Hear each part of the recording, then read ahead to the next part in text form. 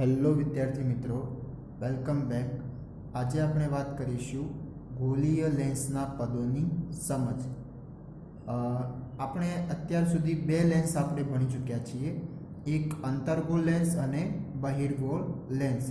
તો આમાંથી અંતર્ગોળ લેન્સ કોને કહેવામાં આવશે અને બહિર્ગોળ લેન્સ કોને કહેવામાં આવશે?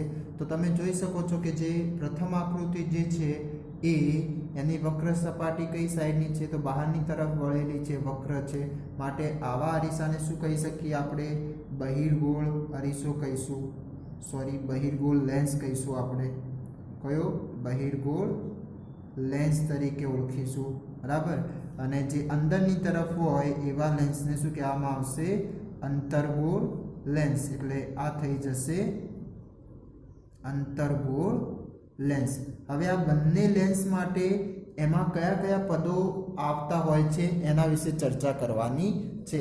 તો આના પહેલા આપણે સેમ ગોલીય અરીસાના પદોની સમજ મેળવી હતી, તો એ જ પદો અહીંયા રિપીટ થાય છે, બરાબર. એટલે કે જો તમને એ ગોલીય અરીસાના પદો સારી રીતે સમજાયા હશે તો આ સમજવા ખૂબ જ સરળ બની જશે, બરાબર. તો એમાં પણ આપણે બે અરીસા જોયા હતા, અંતર્ગોળ અરીસો અને બહિર્ગોળ અરીસો.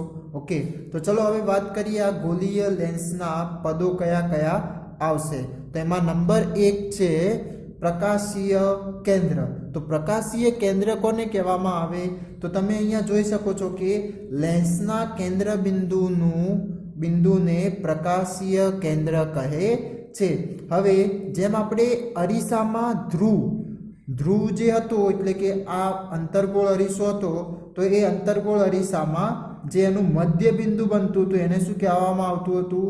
ધ્રુવ પી તરીકે ઓળખતા હતા. એટલે કે એનું એક મધ્ય બિંદુ હતું. તો એ જ રીતના અહીંયા પ્રકાશીય કેન્દ્ર આ લેન્સનું શું બની રહ્યું છે? મધ્ય બિંદુ. એટલે એનું મધ્ય બિંદુ ક્યાં આગળ જોવા મળશે? તો કંઈક આ, એટલે કે એના મધ્યમાં અથવા તો મધ્ય કેન્દ્રમાં અથવા તો એના કેન્દ્ર અથવા બિંદુ સ્વરૂપે જોવા મળશે. તો એને શું કહેવામાં આવશે? પ્રકાશીય કેન્દ્ર તરીકે ઓળખાય છે. તો આ બિંદુ જે કેન્દ્ર બિંદુ છે લેન્સનું, એ બિંદુને શું કહેવામાં આવશે? પ્રકાશીય કેન્દ્ર તરીકે ઓળખવામાં આવે છે.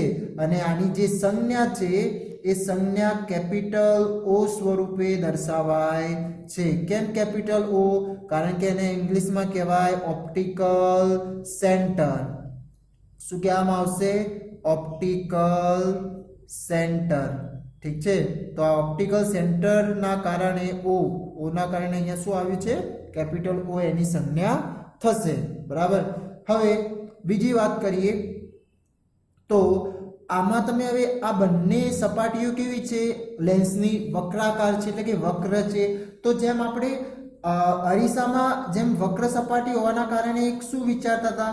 ગોળો એક વિચારતા હતા, એક પોલો ગોળા જેવી રચના થતી હતી, બરાબર. તો એ જ રીતના અહીંયા પણ કંઈક ગોળા જેવી રચના આપણને જોવા મળશે. કેમ? કારણ કે આ પણ સપાટીઓ એની કેવી છે? વક્રાકાર છે, વક્ર છે, બરાબર. તો કંઈક આપણને અહીંયા જે ગોળા જોવા મળશે, કેટલા જોવા મળશે? તો કંઈક બે ગોળાઓ બનતા હોય એવું જોવા મળશે. કેમ બે? કારણ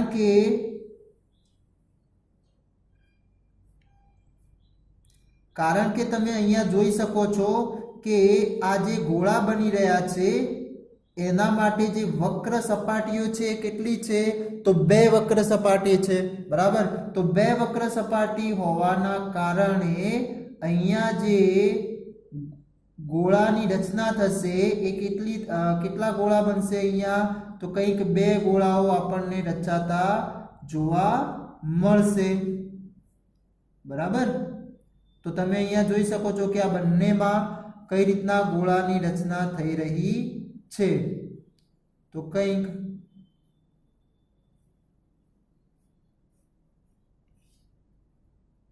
આ પ્રકારે તમને ગોળાઓ જોવા મળી શકે છે. હવે આ ગોળાઓનું કંઈક ના કંઈક કેન્દ્ર હશે. શું હશે? કેન્દ્ર હશે, બરાબર. કારણ કે વર્તુળ છે તો વર્તુળનું શું હોય? કેન્દ્ર હોય. તો હવે આ જે પોલા ગોળાઓ અથવા જે પોલા ગોળા નહીં પણ પારદર્શક આપણે કહી શકીએ છીએ પારદર્શક ગોળાઓ. ઓકે, તો હવે કારણ કે લેન્સ એટલે કે એ શું છે, પારદર્શક પદાર્થ છે, બરાબર, જેની આરપાર પ્રકાશ પ્રસરણ પામે છે. ઓકે, તો હવે આવા જે ગોળાઓનું જે કેન્દ્ર હશે એ કેન્દ્ર આ લેન્સ માટે કયું બિંદુ બતાવે છે, તો એ થઈ જશે વક્રતા કેન્દ્ર. જેમ આપણે બહિર્ગોળ લેન્સમાં જોયું હતું, સોરી બહિર્ગોળ અરીસામાં જોયું હતું કે જે ગોળો બનતો હોય એ ગોળાનું જે કેન્દ્ર હોય એ કેન્દ્રને એને શું કહેવામાં આવતું હતું, તો એનું વક્રતા કેન્દ્ર કહેવામાં આવતું હતું. તો એ જ વક્રતા કેન્દ્ર અહીંયા પણ શું બને છે, આના માટે પણ વક્રતા કેન્દ્ર જ બની રહ્યું છે, બરાબર.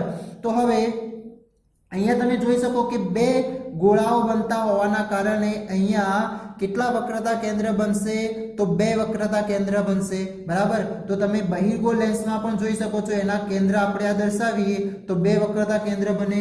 એ જ રીતના અહીંયા આપણે આનું કેન્દ્ર બતાવીએ ગોળાનું, તો એ પણ આના માટે કેટલા બનશે, બે બનશે, બરાબર. તો વક્રતા કેન્દ્રની વ્યાખ્યા કરવી હોય તો શું થઈ શકે, તો લેન્સની જે વક્ર સપાટી જે પારદર્શક ગોળાનો એક ભાગ હોય. કેમ? કારણ કે વક્ર સપાટી અહીંયા બે છે, એક આ વક્ર સપાટી બની જશે અને એક આ વક્ર સપાટી બની જશે. તો એ બંનેના કારણે બે ગોળાઓ બની રહ્યા છે. તો જે વક્ર સપાટીથી જે ગોળો બનતો હોય એ ગોળાના કેન્દ્રને એ વક્ર સપાટી માટેનું શું કહેવામાં આવશે, વક્રતા કેન્દ્ર કહેવામાં આવે છે, બરાબર. તો હવે આ જે વક્ર સપાટીનું કેન્દ્ર ક્યાં બનશે, અહીં આ સાઈડ બનશે, બરાબર. એટલે આ જે ભાગ હશે એને ભાગ 1 કહેવાય અથવા તો સપાટી 1 કહેવાય, બરાબર. અને એના બીજી બાજુની જે સપાટી હશે એને શું કહીશું આપણે, સપાટી 2. એટલે આ એક સપાટી થઈ ગઈ અને આ બીજી સપાટી થઈ ગઈ. ઓકે, તો એના કારણે સપાટી 1 ઉપર રચાતું જે વક્રતા કેન્દ્ર હશે એને દર્શાવવા માટે C1 તરીકે દર્શાવાય છે, બરાબર. અને જે વક્રતા સપાટી 2 ઉપર જે વક્રતા કેન્દ્ર બને છે એને C2 તરીકે દર્શાવીશું. અને ટૂંકમાં સમજવું હોય તો જે ડાબી બાજુનો હશે એ સપાટી 1 કહેવાય અને જમણી બાજુની સપાટી 2. તો એમાં જે પણ બિંદુઓ બનતા હશે એને દરેકને 1 1 કરીને દર્શાવવું પડશે. અને જે જમણી બાજુની સપાટી હશે ત્યાં આગળ જે પણ બિંદુ રચાય તેને 2 કરીને બતાવવું પડશે. ઓકે, તો તમે જોઈ શકો છો કે વક્રતા કેન્દ્રની જે સંજ્ઞા આવે એ શું આવશે, C આવશે, ઠીક છે. પરંતુ અહીંયા બે વક્રતા કેન્દ્રો રચાય છે, તો લેન્સમાં કેટલા વક્રતા કેન્દ્રો રચાણા, 2. તો એના કારણે અહીંયા લખી શકીએ છીએ કે ગોળીય લેન્સમાં વક્રતા કેન્દ્રો 2 હોય છે. કયા કયા, C1 અને C2. કયા કયા, C1 અને C2. C1 કઈ સાઈડ, સપાટી એક બાજુ અને સપાટી 2 ઉપર C2. તો એ જ રીતના તમે આ અંતર્ગોળ લેન્સ માટે પણ વિચારી શકો છો. તો અહીંયા C1 બનશે અને અહીંયા C2 બનશે, બરાબર. હવે વાત કરીએ કે આના કારણે આ એક ગોળો બની રહ્યો છે, તો ગોળાના કારણે એની ત્રિજ્યા પણ હશે, બરાબર. તો હવે જે ત્રિજ્યા રચાય છે તો એ જે ગોળાની ત્રિજ્યા હશે એ જે તે વક્ર સપાટી માટે શું બની જશે, તો એને કહેવામાં આવશે વક્રતા ત્રિજ્યા. સેમ ટુ સેમ જે આપણે અરીસામાં જોયું હતું તો એ જ રીતના અહીંયા પણ શું થઈ જશે, વક્રતા ત્રિજ્યા. ગોળીય લેન્સની જે વક્ર સપાટી જે પારદર્શક ગોળાનો એક ભાગ હોય તો તે ત્રિજ્યાને અથવા તે ગોળાની ત્રિજ્યાને લેન્સની શું કહેવામાં આવશે, વક્રતા ત્રિજ્યા કહેવામાં આવશે, બરાબર. એટલે વક્રતા ત્રિજ્યા તમે જોઈ શકો કે એની વક્રતા ત્રિજ્યા કેવી હોય, તો અહીંયા આ રીતના થશે. આ શું થઈ ગયો, આ ગોળો થઈ ગયો, બરાબર. અને ગોળાના કારણે આ જે આપણે બતાવ્યું હોય તો આ થઈ જશે. આ એની શું થઈ ગઈ, આ ગોળાનો ભાગ છે. તો C1 થી લઈને આ જે અંતર બને છે એને શું કહેવામાં આવશે, વક્રતા ત્રિજ્યા કહેવામાં આવશે, બરાબર. એ રીતના અહીંયા પણ તમે જોઈ શકો છો, કારણ કે આ શું છે, આ ગોળાનો ભાગ છે, બરાબર. તો એના કારણે આ શું બની જશે, એની વક્રતા ત્રિજ્યા અને વક્રતા ત્રિજ્યાને કયા કોના વડે દર્શાવવામાં આવે તો આપણે પેલા અરીસામાં કોના વડે દર્શાવતા હતા r વડે તો અહીંયા પણ r વડે જ દર્શાવવામાં આવશે કોના વડે દર્શાવવામાં આવશે r વડે ઓકે અને એની સાથે સાથે અહીંયા બે વક્રતા ત્રિજ્યાઓ રચાશે કેટલી કેટલી તો એક રચાશે સપાટી 1 ઉપર જે રચાય એને r1 કહીશું અને સપાટી 2 ઉપર જે રચાશે એને શું કહીશું આપણે r2 કહીશું શું કહીશું એને r2 ઓકે તો તમે અહીંયા જોઈ શકો છો કે C1 અને C2 દ્વારા એટલે કે કેન્દ્રો દ્વારા જે ગોળાઓના કેન્દ્રોની ત્રિજ્યા કેન્દ્રો દ્વારા જે ત્રિજ્યા બને છે એ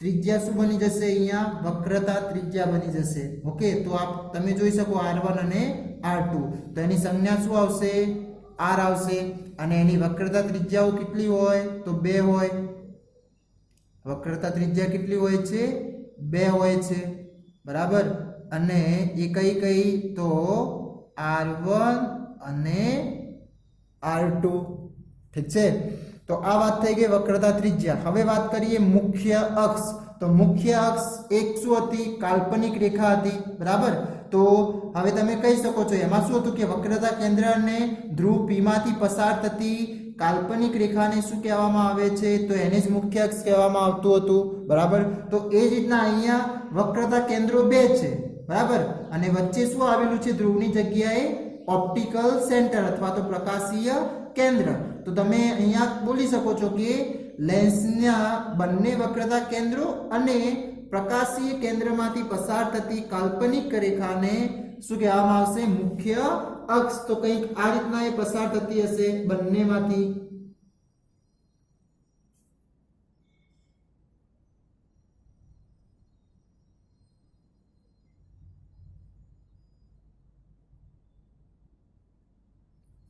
તો આ શું બની જશે મુખ્ય અક્ષ બની જશે બરાબર હવે એની સાથે સાથે આ અંતર્ગોળ લેન્સ માટે વાત કરીએ તો એમના પણ કેન્દ્રોમાંથી પસાર થતી જે હોય એને શું કહેવામાં આવશે મુખ્ય અક્ષ કહેવામાં આવશે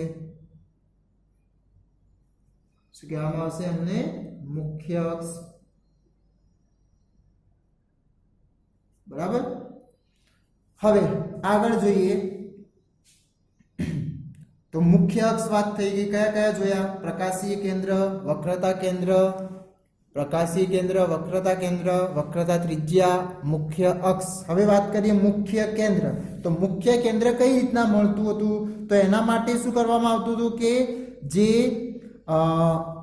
અરીસો હતો એની ડાબી બાજુથી પ્રકાશના કિરણો સમાંતર રીતે મુખ્ય અક્ષને સમાંતર રીતે આપાત કરવામાં આવતા હતા બરાબર તો એ જ રીતે અહીંયા પણ શું કરવામાં આવશે કે જ્યારે મુખ્ય અક્ષને સમાંતર રીતે લેન્સ ઉપર પ્રકાશના આપાત કિરણો આપાત થાય તો એનું વક્રીભવન પામીને કોના અંદર કઈ રીતના શું થાય છે જોઈએ હવે તો પ્રથમ વાત કરીએ આપણે કોના માટે બહિર્ગોળ લેન્સ માટે તો જ્યારે પણ પ્રકાશના કિરણો બહિર્ગોળ લેન્સ ઉપર સમાંતર રીતે આપાત થાય છે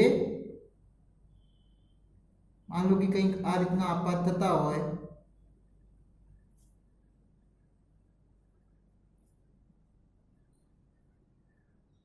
બરાબર તો હવે એનું જે વક્રીભવન પામે છે એ વક્રીભવન કઈ રીતના પામશે તો કંઈક કોઈ એક બિંદુ પર मान लो कि અહીંયા જે બિંદુ રચાય છે તેના ઉપર ભેગા થશે શું થશે વક્રીભવન પામીને ભેગા થાય છે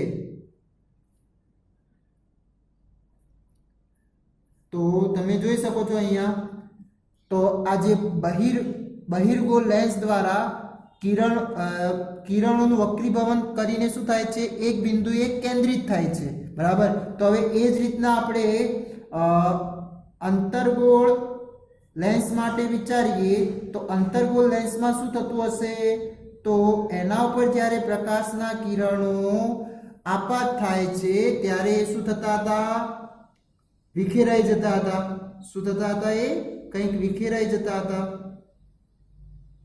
मान लो कि આ રીતના વિખેરાય છે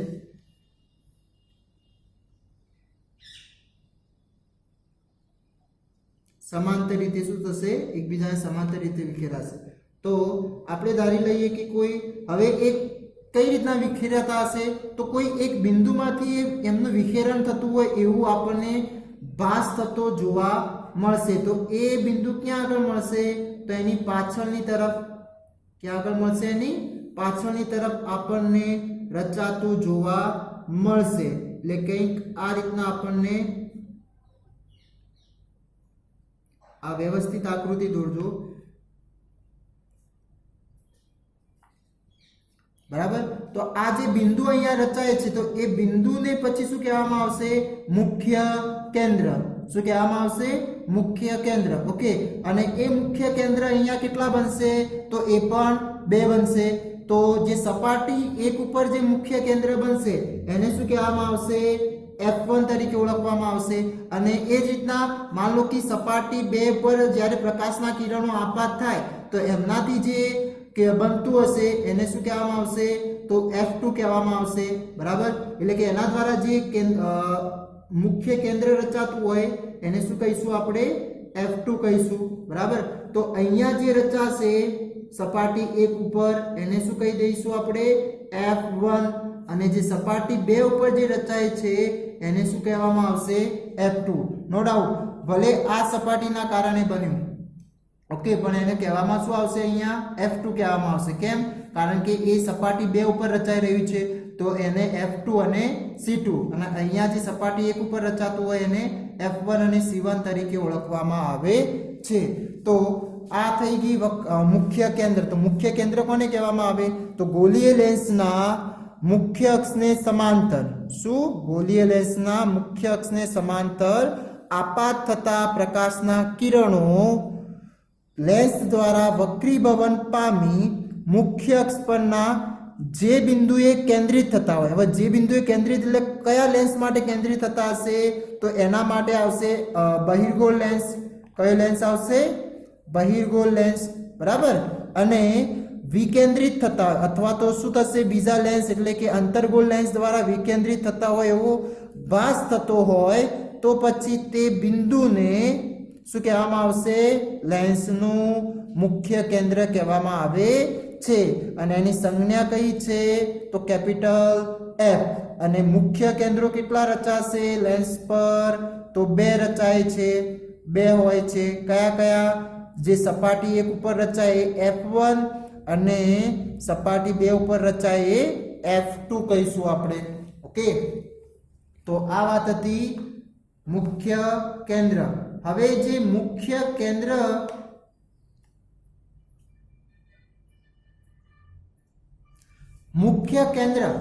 અને પ્રકાશીય કેન્દ્ર વચ્ચેના અંતર જે બને છે એ અંતરને શું કહી દેવામાં આવશે? તો એને આપણે અરીસામાં શું કહેતા હતા? કેન્દ્ર લંબાઈ કહેતા હતા. બરાબર. અને એના માટે સંજ્ઞા સ્મોલ f વાપરતા હતા. તો સેમ ટુ સેમ અહીંયા પણ એ જ બને છે. ઓકે. ત્યાં આગળ ધ્રુવ હતું તો અહીંયા શું થઈ ગયું? પ્રકાશીય કેન્દ્ર. શું બની ગયું? પ્રકાશીય કેન્દ્ર. તો લેન્સના પ્રકાશીય કેન્દ્ર અને મુખ્ય કેન્દ્ર. લેન્સનું પ્રકાશીય કેન્દ્ર કયું? O. મુખ્ય કેન્દ્ર કયું? તો F. બરાબર. મુખ્ય કેન્દ્રો એટલે 2 મુખ્ય કેન્દ્રો છે તો અહીંયા કેન્દ્રો પણ લખી શકીએ છીએ. તો મુખ્ય કેન્દ્રો વચ્ચેના અંતરને શું કહેવામાં આવશે? તેના લેન્સની કેન્દ્ર લંબાઈ કહે છે. અને એ કેન્દ્ર લંબાઈને કઈ સંજ્ઞા વડે દર્શાવતા હતા? તો સ્મોલ f વડે. અને અહીંયા કેટલા કેન્દ્ર લંબાઈઓ બનશે? 2 બનશે. જેના કારણે સપાટી 1 ઉપર જે રચાય એને F1 તરીકે ઓળખવામાં આવશે અને સપાટી 2 ઉપર રચાય એને F2 તરીકે ઓળખવામાં આવશે. એટલે સપાટી 2 ઉપર વાત કરીએ તો આ થઈ ગયું. તો જે અહીંયા રચાશે એ શું રચાશે? F2 રચાશે. બરાબર. અને સપાટી 1 ઉપર જે રચાય છે એને શું કહેવામાં આવશે? F1 કહેવામાં આવશે. બરાબર. તો એ રીતના બહિર્ગોળ લેન્સમાં તમે જોઈ શકો તો બહિર્ગોળ લેન્સમાં આ જે અંતર બને છે એ શું થઈ જશે? F2 બની જશે. અને આ F1 ના કારણે જે અંતર બને છે એ શું બનશે? F1 બનશે. ઓકે. તો આ વાત થઈ ગઈ કેન્દ્ર લંબાઈ માટે. સેમ ટુ સેમ જે તમે અરીસામાં જોયા હતા એ જ અહીંયા પદોની વાત છે. એ જ એમની વ્યાખ્યાઓ છે, બરાબર, પરંતુ અરીસાની જગ્યાએ શું થઈ જશે? લેન્સ આવી જશે. ઓકે, અને ધ્રુવની જગ્યાએ અહીંયા કયું કેન્દ્ર જોવા મળશે? પ્રકાશીય કેન્દ્ર જોવા મળે છે. ઓકે, એટલે કે પ્રકાશીય કેન્દ્ર તરીકે એને દર્શાવીએ છીએ. હવે વાત કરીએ જે આપણે અરીસામાં દર્પણ મુખ વિશે વાત કરતા હતા એ જ રીતના અહીંયા લેન્સ માટે લેન્સનું મુખ હોય છે. તો લેન્સનું મુખ કોને કહેવાય? તો જોઈએ તો ગોલીય લેન્સની વર્તુળાકાર કિનારીના અસરકારક વ્યાસને શું કહેવામાં આવે છે? લેન્સનું મુખ કહેવામાં આવે છે. હવે આ કઈ રીતના બની શકે? તો જે આ લેન્સ હોય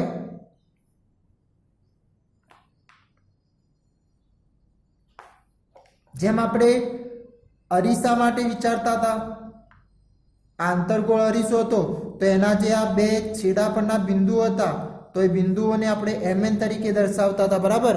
તો હવે એ જ એને શું કહેવામાં આવતું હતું? દર્પણ મુખ કહેવામાં આવતું હતું. તો એ જ રીતના અહીંયા જે એમની ઓપ્ટિકલ સેન્ટરમાંથી એટલે કે કોનામાંથી? પ્રકાશી કેન્દ્રમાંથી પસાર થતી આ જે કિનારી પરનો જે વ્યાસ છે, બરાબર, તો એ વ્યાસને અસરકારક વ્યાસને શું કહેવામાં આવે છે? લેન્સનું મુખ કહેવામાં આવે છે. અને એને પણ દર્શાવવા માટે કોનો ઉપયોગ કરીશું? તો mn નો ઉપયોગ કરીશું. તો એની સંજ્ઞાની વાત કરીએ તો શું થઈ જશે? mn સંજ્ઞા થઈ જશે. ઓકે, અથવા તો એને mm ડેશ તરીકે પણ લઈ શકાય છે, બરાબર.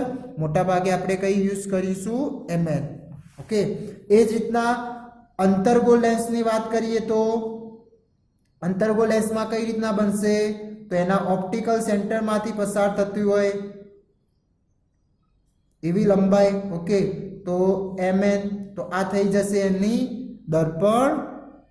લેન્સનું મુખ થઈ જશે. ઓકે, તો કેટલા આપણે 7 પદો વિશે જોયું. કયું કયું? પ્રકાશીય કેન્દ્ર, પછી વક્રતા કેન્દ્ર, વક્રતા ત્રિજ્યા, મુખ્ય અક્ષ, મુખ્ય કેન્દ્ર, કેન્દ્ર લંબાઈ અને લેન્સનું મુખ. ઓકે, તો પ્રકાશીય કેન્દ્ર એટલે કે જેનું કેન્દ્ર બિંદુ છે એને જ કહેવામાં આવે છે પ્રકાશીય કેન્દ્ર. વક્રતા કેન્દ્ર, તો વક્રતા કેન્દ્ર કોને કહેવાય? તો આ બંને ગોળાઓનો જ ભાગ છે તો એ ગોળાના કેન્દ્રને શું કહીશું? વક્રતા કેન્દ્ર.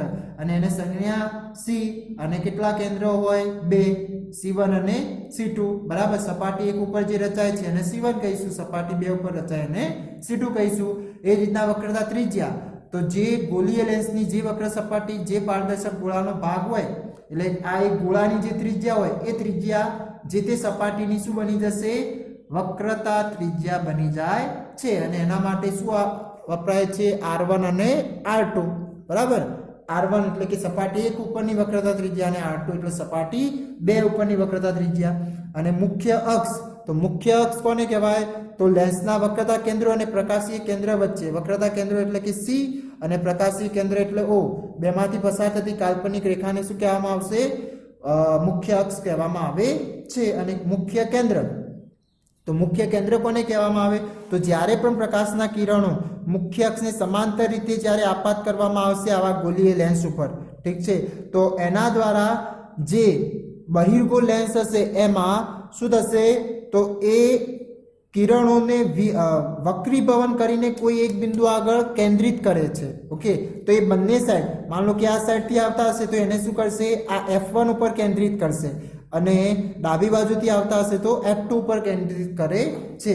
અને જે અંતર્ગોળ લેન્સની વાત કરીએ તો એ શું કરશે? વિકેન્દ્રિત કરે છે. આ રીતના સમાંતર રીતે મુખ્ય અક્ષને સમાંતર રીતે આપાત થતા કિરણોને શું કરે છે? એ વિકેન્દ્રિત કરે છે, બરાબર. અને વિકેન્દ્રિત કઈ રીતના થતા હશે? કોઈ એક બિંદુમાંથી વિકેન્દ્રિત થતા હોય એવો ભાસ થશે આપણને. એટલે એ બિંદુ ક્યાં આગળ મળશે આપણને? પાછળની બાજુ, એની એ જ બાજુ જે કિરણો જે સાઈડથી આપાત થયા હતા એ જ સાઈડ ઉપર તમને એ બિંદુ મળશે, બરાબર. તો એને સંજ્ઞા આવશે F. ઓકે, અને મુખ્ય કેન્દ્રો પણ કેટલા રચાશે? 2 રચાશે. પછી કેન્દ્ર લંબાઈ કોને કહેવાય? તો લેન્સના પ્રકાશીય કેન્દ્ર અને મુખ્ય કેન્દ્ર વચ્ચેના અંતરને શું કહીશું આપણે? કેન્દ્ર લંબાઈ કહીએ છીએ. તો સપાટી 1 ઉપર F1, સપાટી 2 ઉપર F2. અને પછી લેન્સનું મુખ, તો જે ગોલીય લેન્સની જે વર્તુળાકાર કિનારી છે તો એની અસરકારક વ્યાસને શું કહેવામાં આવશે? એ લેન્સનું મુખ બની જાય છે. એટલે કે આ એક પ્રકારનું વર્તુળાકાર કિનારી બની ગઈ, બરાબર. તો એનો વ્યાસ એટલે કે એના કેન્દ્રમાંથી પસાર થતો, આ એનું કેન્દ્ર થઈ ગયું. તો કેન્દ્રમાંથી જે પસાર થતો હોય એને શું કીધું છે? એનો વ્યાસ આપણે કહી શકીએ છીએ. અને વર્તુળમાં પણ એ જ હોય છે કે જે વ્યાસ કોને કહેવાય? તો એના કેન્દ્રમાંથી પસાર થતો હોય એને જ વ્યાસ કહીએ છીએ. ઓકે, તો એ જે અહીંયા આ કિનારીઓના કારણે જે રચાય છે વ્યાસ, જે અંતર રચાય છે એને શું કીધું છે? લેન્સનું મુખ કહેવામાં આવે. એને સંજ્ઞા સ્વરૂપે ml તરીકે દર્શાવવામાં આવે છે. તો આ વાત હતી ગોલીય લેન્સના પદોની સમજ. Thank you.